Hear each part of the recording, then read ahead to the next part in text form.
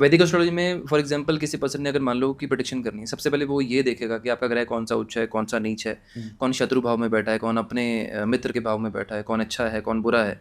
फिर उसके बाद दृष्टियाँ किसकी आ रही हैं, किसके ऊपर है, फिर दशा कौन सी चल रही है आपकी, फिर गोचर में ग्रह कौन सा क्या कर रहा है, फिर चंद्र कुंडली क्या कहती है, फिर आपके डिविजनल चार्ट्स क्या कहते हैं।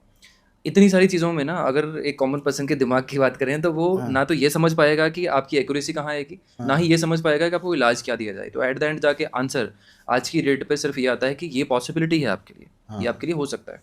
नाड़ी सीधी ये बोलेगी कि इस तारीख को, इस महीने में, इस डेट को जाकर आपको ये प्रॉब्लम्स फेस होनी शुरू हो जाएंगी। अच्छा, इतना एक्यूरेट है? इतना एक्यूरेट है। मतलब इस महीने इस डेट को जाके आपकी प्रॉब्लम सॉल्व हो जाएगी? बिल्कुल। मेरी चेक करके जाना फिर। हाँ जरूर। देखो मुझे जब कंसल्टेशन आती है ना, लोग ये बोलते हैं कि ये डेट ऑफ बर्थ है, हमारी ये डिटेल्स है, क्योंकि मैंने प्रीवियसली अपनी किसी वीडियो में ये चीज़ बोली थी कि आप चुप होकर बैठ जाओ। तो लोग आकर ना पहली चीज़ ये बोलते हैं कि ये बता दिया। तो पहला क्वेश्चन मेरा होता है कि टाइम के अकॉर्डिंगली आप पूछना चाहते हैं या फिर मैं आपको पहले बताऊं। लोग बोलते हैं आप तो बोलते हो मुझे कुछ बता, आप बताओ मत, हम बताएंगे। तो उनको डेट के अकॉर्डिंगली बताया जाता है कि इस डेट के बाद आपकी दिक्कतें इस फील्ड में ज़्यादा हुई होंगी, आपकी मैरिड लाइफ में डिस्टर्बेंस हो गई, या आपको पैसे की दिक्कत होगी, इस टाइम पे जॉब चली गई, आप जॉब लेस हो गई इस टाइम पर, या पैसा फंस गया आपका। कल की बात बताता हूँ, किसी यूएस के किसी क्लाइंट की मैं कर रहा था कंसल्टेशन। तो सेम वही वीडियो देखी, कहते एक वीडियो देखा आपका मैंने, 2 देखा, 3 देखा, 4 देखा, बहुत रेमेडीज देते हो आप। तो आपकी इतनी सब चीज़ों के बाद कहता पहले तो आप ये बताओ कि आप बताओगे क्या मेरे बारे में। तो मतलब क्यूरियोसिटी होती है ना एक बंदे को कि डूब चुका हूँ, अब देखते हैं ये बंदा जज कर सकता है कि नहीं कर सकता है, चेक कर लेते हैं। तो उन्होंने मुझसे पूछा, बात की मुझसे। तो मैंने कहा आपकी लाइफ के मैं 3 इवेंट्स बता रहा हूँ आपको जो आपके मेजरली होंगे। आई सेड पहली चीज़, आपका पिछले 1 से 1.5 साल के बीच में, यानी कि 1 साल के बाद जो 6 महीने का पीरियड होगा, उसमें आपके घर में कोई ना कोई संतान पैदा हुई है। ई सेड राइट, हुई है, बेटा हुआ है मेरा।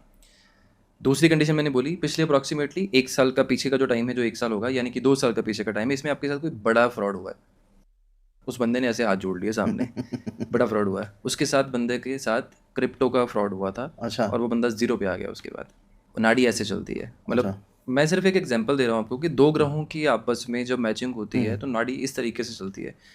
देखो कोई किसी को एक्सपर्ट माने ना माने, किसी को नॉलेज है या नहीं है, ग्रह आपके लिए काम करते रहेंगे। मुझे एक बात बताओ मंदी भाई, कि आपने बोला जब 2 ग्रह मिलते हैं तो नाड़ी उसके हिसाब से चलती है। बिल्कुल। तो इसका थोड़ा सा एक्सप्लेन करोगे, इसका क्या मतलब है?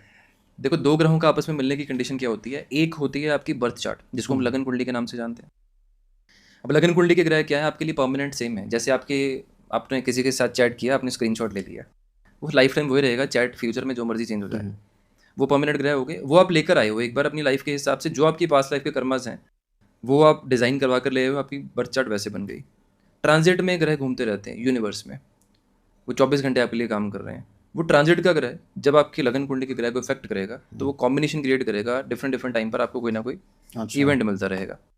और इसके बाहर जाके आप पानी भी नहीं पी सकते हैं, सांस भी नहीं ले सकते। जो भी है आपके साथ इन्हीं ग्रहों के साथ होगा।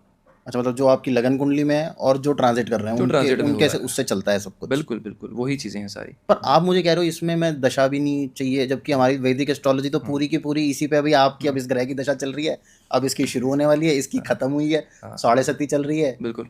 तो ये नाड़ी में कुछ भी नहीं है इस चीज़ में ना मैं शुरू से बड़ा तो कंट्रोवर्सी में रहा हूँ। आप वही खत्म कर दोगे, सारा धंधा ही खत्म हो जाएगा ये तो, अगर 7.5 खत्म हो गई तो। नहीं 7.5 देखो, जो चीज़ें एक ओरिजिनल कॉन्सेप्ट्स हैं, एक स्ट्रगल का टाइम हर किसी की लाइफ में आता है।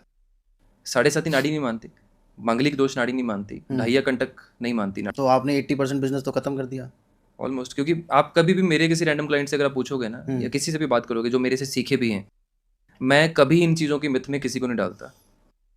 कभी भी नहीं बोलता कि आपका ढाइया चल रहा है, आप मंगलिक हो, आप ये हो, आप वो हो, आपकी ये दशा चल रही है, कभी भी नहीं होता। आप मुझे सिर्फ एक चीज़ बताइए, एवरेज लाइफ क्या है आज की डेट पर, कितने साल की होगी? Max to max? अगर बहुत अच्छा आपने लाइफस्टाइल जिया तो 80 साल हो गई 80 है। तो वैदिक एस्ट्रोलॉजी की महादशा जो है 120 साल की है। अच्छा, तो आप बताओ ये पूरी मैनेज हो जाएगी? वो तो एक ही ग्रह में निकल जाएगी फिर। नहीं, ग्रह तो चलो अलग अलग दशा का सिस्टम हर एक ग्रह का अलग अलग आता है, बट 120 ईयर्स अगर उसकी महादशा का सिस्टम है, जब इंसान की एज 120-160 साल होती थी, एवरेज हाइट 7 फीट 8 फीट होती थी, और डाइट्स अच्छी होती थी, एक्सरसाइज अच्छी होती थी। आज की रेट पर अगर एवरेज लाइफ 80 ईयर्स बहुत हेल्दी बंदे की है, अदरवाइज 65 ईयर्स में फोटो पे हार होता है, फिर 65-70 पे। तो इन दैट कंडीशन अगर आप पूरा का पूरा ऑब्जर्व करो, तो इन दैट कंडीशन आप देखो कि बाकी के 40 साल कहाँ जाएंगे। वो नाड़ी में एडजस्ट हो जाते हैं। बिल्कुल, नाड़ी में एडजस्ट नहीं होते। हमारी लाइफ का स्पैन कम हो गया है, तो वो दशा उतनी काम नहीं करती। अगर मैं आज आपको बोलूँ ना कि हमें इस टाइम पर बैंगलोर जाना है, तो आप क्या प्रेफर करेंगे, ट्रेन, बस, कार या फ्लाइट? प्रेफर तो आदमी फ्लाइट ही करेगा अपना, फ्लाइट 1 घंटे करेंगे। 1.5 क्यों? घंटे में पहुंच गए, जल्दी क्यों? पहुंच जाएंगे। जल्दी पहुंच जाएंगे। अगर आपको सारे इवेंट लाइफ में फास्ट चाहिए तो दशा 18-19 साल अगर किसी ग्रह की आती है तो सेम काम कैसे कर सकता है ग्रह आपके लिए? बिल्कुल लॉजिकल बात है। बिल्कुल। तो ग्रह की कंडीशन क्या है? डेली आपके लिए कोई नया इवेंट है, ठीक है। अभी कोई दिल्ली में पानी का अभी काम हुआ है तो यहाँ पे ग्रह चेंज हुआ होगा कोई, तो यहाँ पर अच्छा। बारिश हुई है, कल हमारे होगा वहाँ पे तो हमारे हो जाएगी वहाँ पर। आपकी गाड़ी आज की डेट पे मान लो XYZ कंडीशन पे किसी के स्क्रैच खाती है तो आपका ग्रह कोई चेंज हुआ है और आपको नई गाड़ी लेनी है तो आपके लिए कोई ग्रह चेंज हुआ है। तो लाइफ के इवेंट बड़े फास्ट हो गए हैं। लेकिन ग्रह जो हम फॉलो करते आए हैं किसी भी चीज़ में, वैदिक एस्ट्रोलॉजी में, किसी और चीज़ में, वो उतना ही स्लो ले रहे हैं हम लोग आज भी। लेकिन अगर हम अपग्रेड हो गए हैं तो ग्रहों को क्यों ना करें हम लोग? उसको भी अपग्रेड करना ज़रूरी है। अपग्रेड करना ज़रूरी है। नाड़ी में जो ओरिजिनल मेथड्स हैं जो तमिल में लिखे गए थे उसको डिकोड करने में बहुत साल लग गए, हिंदी में कन्वर्ट करने में। अभी कुछ साल पहले ही नॉर्थ में हमारे आना शुरू हुआ है। बहुत कम लोग हैं जो आपकी सिर्फ डेट ऑफ बर्थ से प्रेडिक्शन कर सकते हैं नाड़ी की। बहुत कम में साउथ का एक पर्सन है और दूसरा मैं हूँ। ये तो फिर 2 ही हुए, बहुत कम काम, बहुत कम ही है, 2 ही तो है। मोनोपोली हो गई। तो मोनोपोली होगी। खैर मेरे स्टूडेंट्स हैं बहुत कम, अच्छा। मैंने इसलिए बोला, जिनको मैं टीच करता हूँ अच्छा। उनको भी इस मेथड के मैं टीच करता हूँ। तो उन चीज़ों के साथ वो चीज़ें हैं। अब नाड़ी की एक्यूरेसी इतनी ज़्यादा है कि जब भी आप किसी एक्सपर्ट के सामने खड़े होगे वो बंदा सिर्फ ऐसे ऐसे सिर हिलाएगा, ठीक है। सिर्फ ऐसे सिर हिलाएगा, क्योंकि नाड़ी की कंडीशंस इफ एंड बट के साथ नहीं चलती, वो पास्ट लाइफ कर्म को साथ लेकर चलती है। पास्ट लाइफ कर्म को साथ लेकर चलेगी। अगर एग्जाम्पल के लिए अगर आपके 4th हाउस में अगर शनि बैठा है, 4th हाउस में अगर आपकी शनि बैठा है, आप घर पे चैन पाओगे ही नहीं, आप घर से बाहर ही खुश रहोगे। क्योंकि 4th हाउस की कंडीशन नाड़ी के हिसाब से, शनि अगर वहाँ बैठेगा तो घर के अंदर ही स्ट्रेस देगा आपको। कुछ भी कर लो आप, आपने 50 करोड़ का घर भी बना लिया ना अगर, तो भी खुश नहीं रहोगे, तो भी घर पे शांति नहीं मिलेगी। घर के एक मोड़ पहले ही परेशानी हो जाएगी आपको। अच्छा।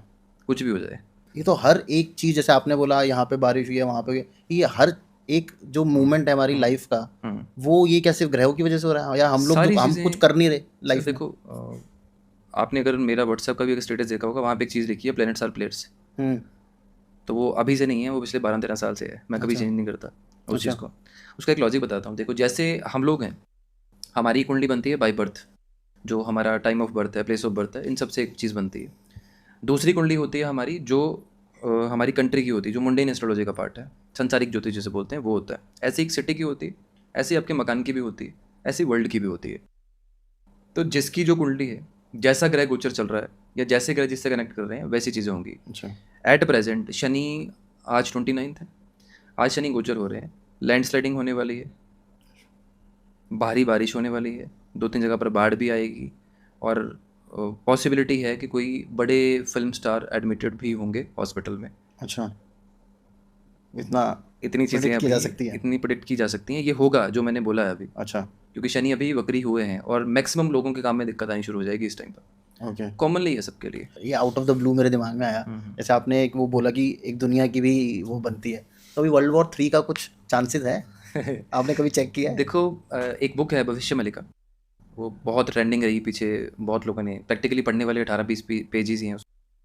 मैंने खुद पढ़ के देखी है उस चीज़ को, बट उसको आप ओवरऑल अंडरस्टैंड करोगे ना, तो शनि का एक टाइम है, उस टाइम पे शनि जब आते हैं कुछ ना कुछ उथल पुथल होती है। तो अभी तो चल ही रहा है शनि का टाइम, अभी चल रहा है। लोग बोलते हैं ये साल शनि का है, बट प्रैक्टिकली हर किसी के लिए अलग अलग साल होता है, क्योंकि आपकी जो कैलकुलेशंस होती हैं वो अलग होती हैं हर किसी की।